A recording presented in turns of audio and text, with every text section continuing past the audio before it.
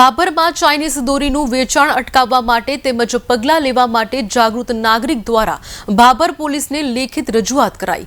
ઉત્તરાયણ પર્વ નજીક આવી રહ્યો છે ત્યારે ભાભરમાં પ્રતિબંધિત ચાઇનીઝ દોરીનું ધૂમ વેચાણ થઈ રહ્યું છે।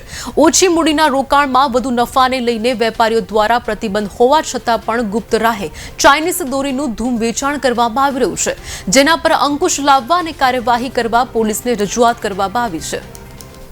કે ભાઈ ભાભરમાં ચાઇના દોરી આવેલી છે, જેના અનુસંધાનમાં મેં દરેક વેપારી સાથે મુલાકાત કરી હતી। દરેક વેપારી એમ કહે છે કે અમારી પાસે નથી તો ચાઇનાનો માલ આવ્યો છે એ વાત 100%ની છે।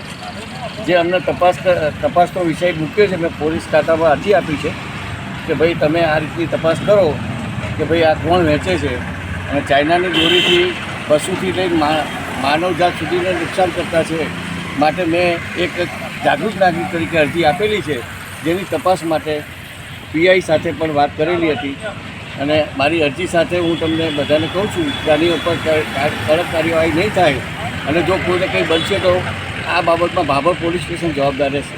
તમને કોઈ વેપારી ઉપર શંકા ખરી કે આ વ્યક્તિ આ દોરી વેચે છે ખરી, પણ કોઈ અત્યારે હાથ નથી મૂકતા, પણ એ લોકોએ બહાનું બનાવ્યું છે કે અમે એવી રીતે કરશું કે અમે ચાઇના દોરી માગશે અને આપીશું નહીં, એવું અમે બહાર મારીશું। હવે જોવાનું રહ્યું કે કેટલું સત્ય છે અને કેટલું જૂઠું।